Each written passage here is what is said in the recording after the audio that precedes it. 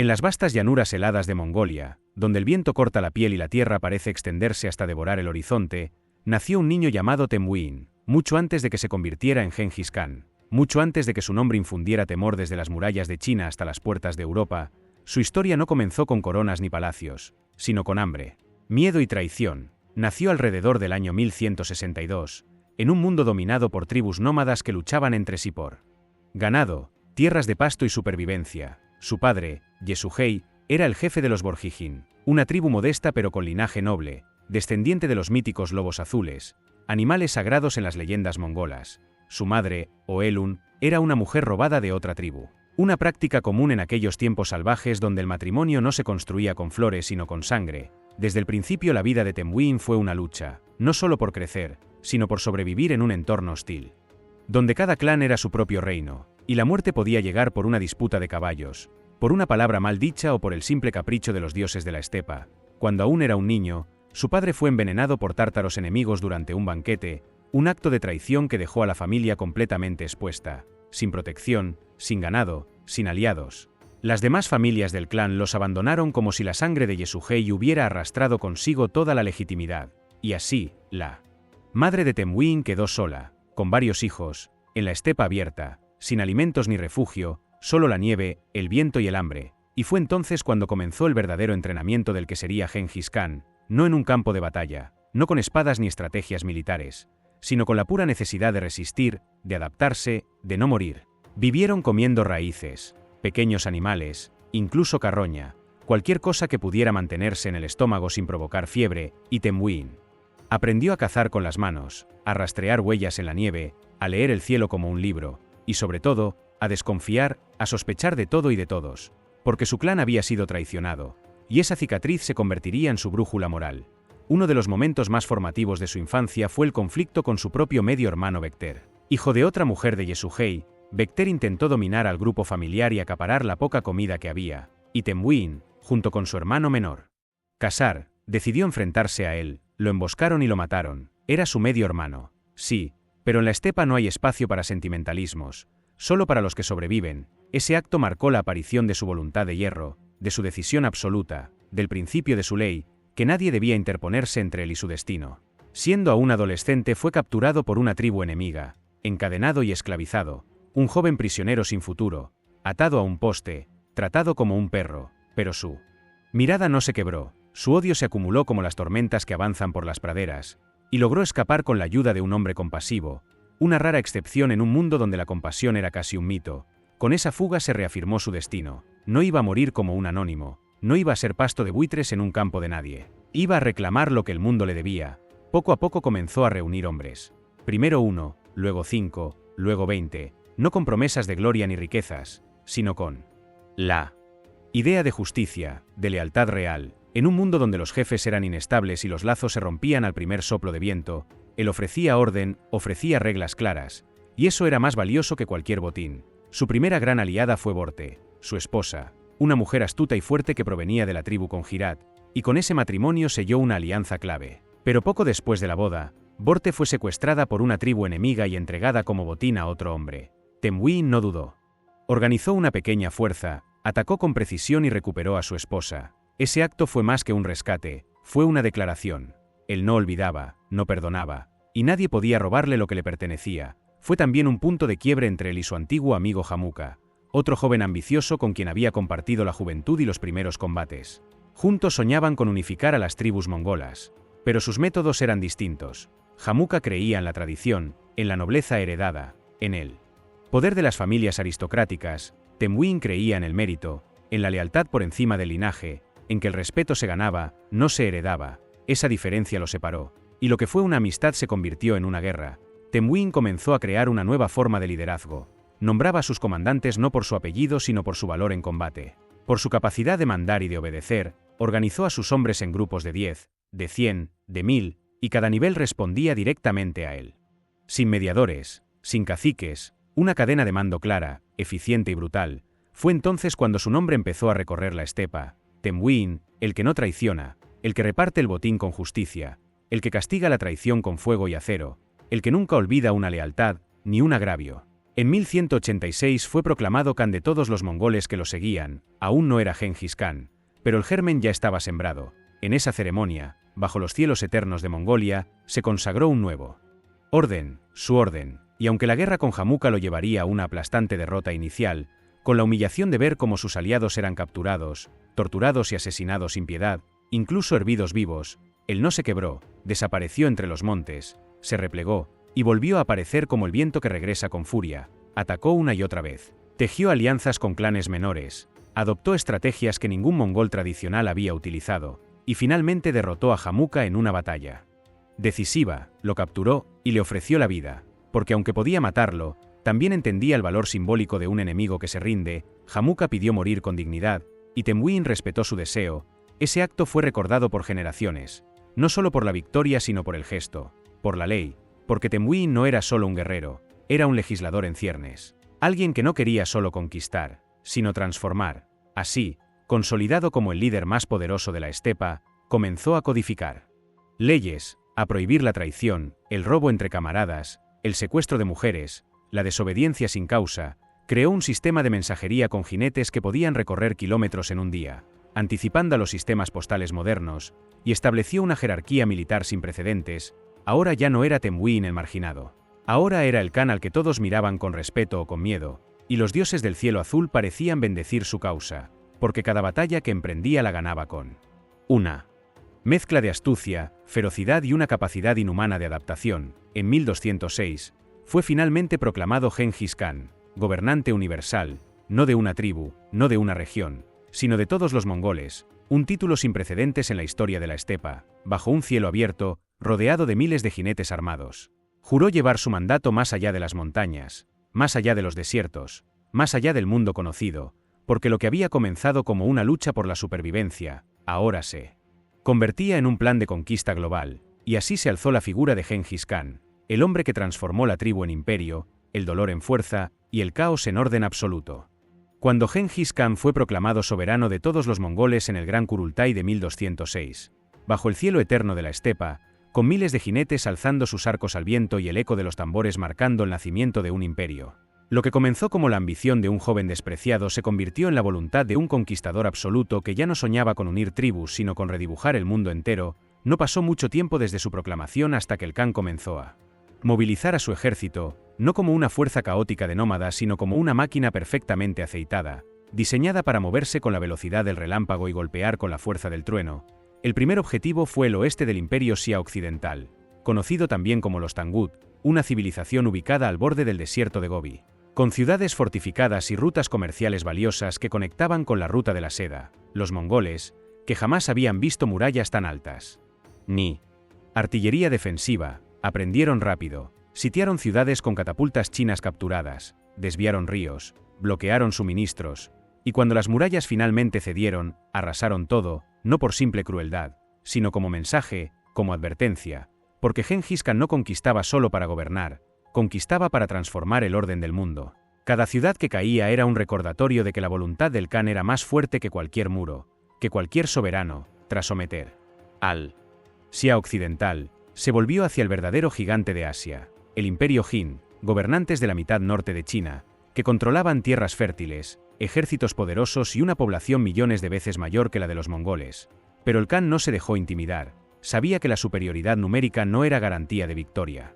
Lanzó su campaña en 1211 con una serie de ataques coordinados, donde el ejército mongol, dividido en múltiples unidades de 10.000 hombres llamados túmenes, se desplazaba como olas de fuego, apareciendo donde nadie los esperaba, fingiendo retirada solo para envolver a sus enemigos en una trampa mortal.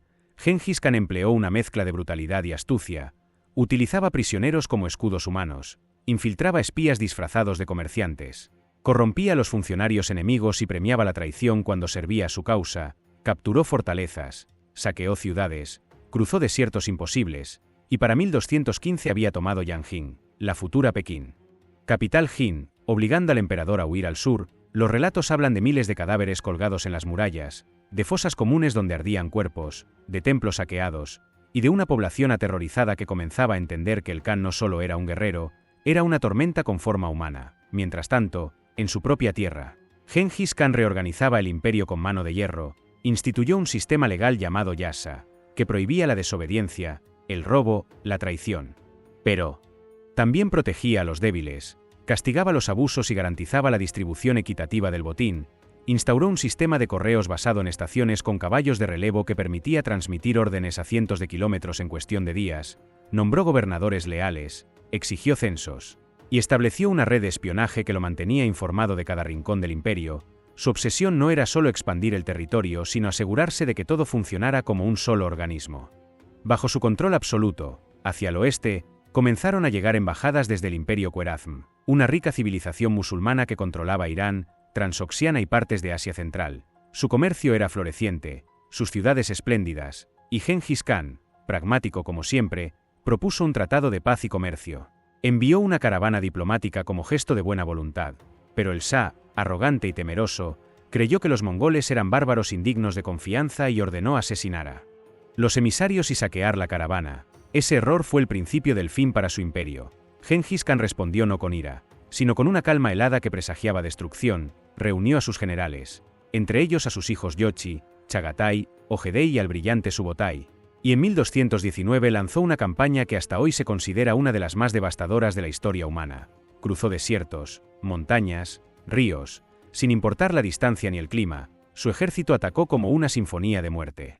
Primero a Otrar, luego a Bukhara, Samarcanda, Nishapur, Herat, una a una, las joyas del mundo islámico cayeron bajo el hierro mongol, y no solo fueron derrotadas, fueron arrasadas, sistemáticamente, porque para el Khan, este no era un conflicto cualquiera, era un castigo, un ajuste de cuentas. Samarcanda fue una de las primeras en caer. Se dice que Gengis Khan entró en la ciudad, subió a una mezquita y desde allí se dirigió a la población, declarando que él era el castigo de Dios, que si no hubieran cometido grandes pecados, Dios no habría enviado sobre ellos semejante azote, y esa frase quedó grabada en el alma del mundo musulmán por generaciones. Sus tropas divididas en múltiples columnas tomaban ciudades desde varios frentes, ejecutaban a los soldados, deportaban a los artesanos, esclavizaban a los jóvenes útiles y masacraban al resto. Una política brutal pero efectiva, que garantizaba que pocos se atrevieran a resistir. Él saulló de ciudad en ciudad hasta morir en una isla del Caspio, solo, sin trono, sin gloria, sin descendencia efectiva, y con su muerte el imperio khwarezmida desapareció, borrado del mapa por la voluntad de un solo hombre. Tras estas conquistas, el nombre de Gengis Khan se convirtió en leyenda, en pesadilla, en advertencia. Los cristianos de Europa comenzaron a oír rumores de jinetes con arcos que venían del este, capaces de matar sin ruido, de desaparecer como sombras. Algunos creían que eran el ejército del fin del mundo, otros que eran los descendientes de las tribus perdidas de Israel. Todos estaban equivocados, eran mongoles, y venían por todos. Mientras tanto, el Khan no se detenía, organizaba nuevas campañas, premiaba a sus generales más leales, casaba a sus hijas con aliados para sellar pactos y colocaba a sus hijos al mando de nuevos territorios, pero jamás confiaba completamente en nadie, ni siquiera en su propia sangre. La traición era un recuerdo imborrable de su infancia, y por eso su mirada lo atravesaba todo. Su oído alcanzaba donde su ejército aún no había llegado, estableció embajadas en el Tíbet, en la India, incluso en Corea, buscaba información, rutas, oportunidades, porque su ambición no conocía fronteras, y aunque era brutal, también era un reformador. Eliminó los privilegios aristocráticos de las antiguas tribus, instauró una meritocracia militar, protegió las rutas comerciales, y fue uno de los primeros en garantizar la libertad religiosa en un imperio tan diverso, permitiendo la práctica del Islam, el cristianismo nestoriano, el budismo y las creencias chamánicas tradicionales, no por tolerancia altruista sino por estrategia, porque entendía que un imperio unido por la ley, no por la fe, duraría más. Además, aprovechó el conocimiento técnico de cada civilización conquistada, reclutó ingenieros chinos, médicos persas, astrónomos árabes, y construyó un sistema de información tan avanzado que ningún imperio anterior había soñado. El mundo comenzaba a parecerle pequeño, y sus ojos se volvían hacia Europa, hacia el mar Caspio, hacia el Cáucaso, hacia Rusia, porque aún no estaba satisfecho, aún no había cumplido su destino de someter a todos bajo su estandarte de crines negras. Y así, mientras sus enemigos temblaban, mientras sus generales se preparaban, Gengis Khan cabalgaba sobre la historia como una fuerza imparable, porque sabía que el tiempo no espera, y que la muerte, cuando llegara, lo encontraría no descansando, sino conquistando. Cuando la sangre de tantos imperios ya teñía la estepa y las leyendas sobre su nombre se murmuraban en lenguas que él jamás había escuchado, Gengis Khan no detuvo su marcha, no se volvió un emperador sedentario entre palacios y banquetes, no eligió el lujo ni el descanso, eligió seguir cabalgando, seguir conquistando, seguir expandiendo los límites de lo posible porque la ambición que lo había llevado de hijo repudiado a señor del mundo no conocía de treguas ni de fronteras. Sus últimos años no fueron de calmas sino de campañas, de decisiones estratégicas y de reorganización permanente. En lugar de disfrutar de la gloria, Gengis Khan se obsesionó con consolidar el imperio que había creado, con asegurar que su nombre no se desvaneciera tras su muerte. Sabía que ningún hombre, por grande que fuese, escapa al olvido sin planificación. Por eso convocó Kurultais, donde delineó la sucesión, donde puso a prueba a sus hijos, no en debates ni en rituales, sino en el campo de batalla, en la gestión de provincias, en la resistencia al poder absoluto. Confiaba especialmente en Ojedei, no por ser el más fuerte ni el más inteligente, sino por ser el más equilibrado, el que menos ambicionaba la corona, y eso lo hacía el más apto. Al mismo tiempo, debía apagar los fuegos de las tensiones entre Yochi y Chagatai, sus hijos mayores, cuyo odio mutuo amenazaba la unidad familiar y por ende la del imperio. Yochi, siempre sospechado por haber nacido en circunstancias turbias durante el cautiverio de Borte, no era plenamente aceptado por todos. Aunque había demostrado ser un comandante brillante, su posición era frágil, y Gengis Khan, aunque no lo admitía, lo sabía. Eso le dolía pero también le obligaba a ser pragmático. La estabilidad del imperio estaba por encima de sus afectos.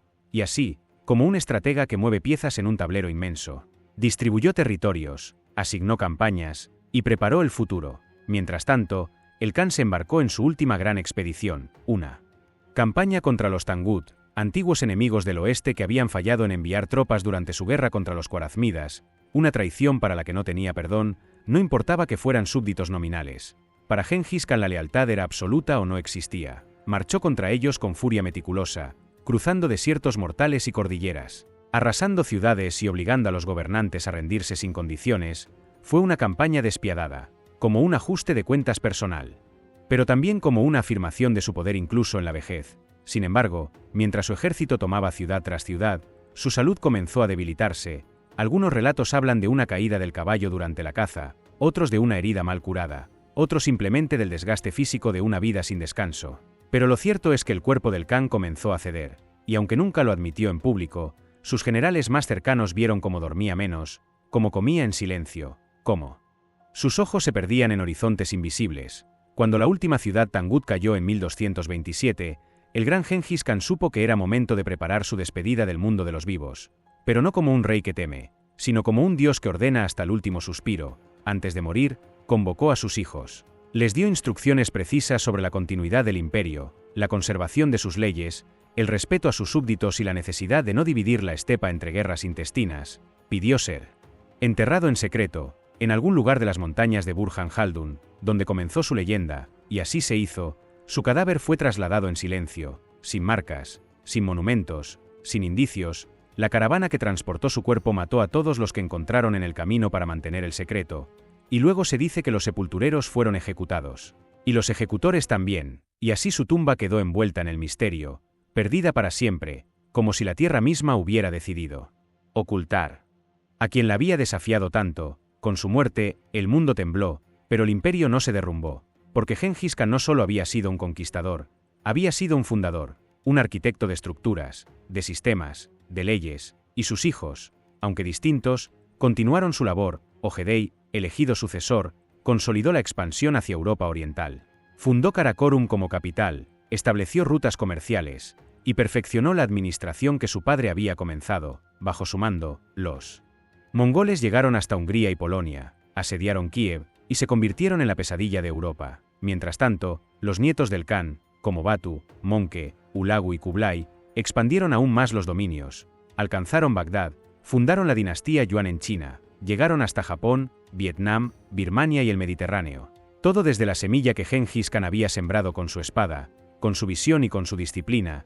El legado de Gengis Khan no se mide solo en tierras conquistadas, sino en transformaciones. Unificó por primera vez Eurasia bajo una sola administración, garantizó la seguridad de la ruta de la seda, protegió comerciantes, científicos, embajadores, y permitió un flujo de bienes e ideas que marcó la historia. Su sistema de correos, de impuestos, de leyes, fue imitado durante siglos. Su respeto por el mérito, por la lealtad, incluso por la fe de los demás, anticipó modelos modernos de pluralidad, pero también dejó un legado de destrucción, de ciudades arrasadas, de Millones de muertos, de culturas quemadas, de bibliotecas perdidas, porque su fuerza no fue solo constructiva, fue también arrasadora, fue un fuego que alumbraba y devoraba a la vez. El mundo posterior a Gengis Khan fue distinto porque lo había obligado a cambiar. Había desafiado a los imperios más poderosos. Había demostrado que con visión, disciplina y determinación, un grupo de nómadas podía doblegar civilizaciones que parecían eternas. Sus descendientes gobernaron sobre Persia, China, Rusia y parte de India, pero jamás pudieron igualar su genio, su brutalidad meticulosa, su instinto casi animal para la estrategia, su mística de hombre destinado. El mundo moderno aún guarda rastros de su paso, desde apellidos hasta rutas comerciales, desde palabras hasta linajes. Incluso estudios genéticos modernos sugieren que millones de hombres descienden de él por línea directa, una semilla genética que cruzó siglos como su ejército cruzó montañas, rápido, imparable, sin mirar atrás, y sin embargo, su rostro sigue siendo un enigma. No hay retratos contemporáneos, no hay estatuas originales, solo descripciones vagas, crónicas ambiguas y mitos que lo presentan como un dios de la guerra, como un espíritu de la estepa, como el lobo azul del que descendía según la tradición mongola, y quizá eso sea lo más acorde, porque Gengis Khan no fue un hombre de palacio, fue un jinete del viento, un eco de truenos que aún retumba cuando se estudia la historia, cuando se pisa Asia Central, cuando se comprende que el mundo que habitamos fue en parte moldeado por su voluntad, porque más allá del juicio moral, más allá de la sangre o de la gloria, Gengis Khan fue, y con él el mundo dejó de ser lo que era.